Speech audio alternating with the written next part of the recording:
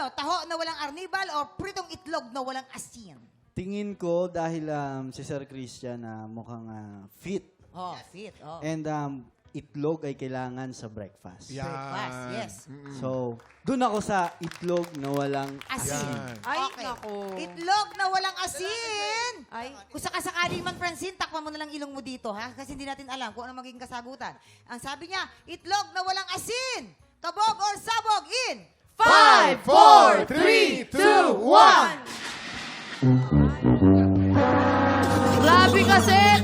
Grabe ka, Seth. Pinabayaan mo.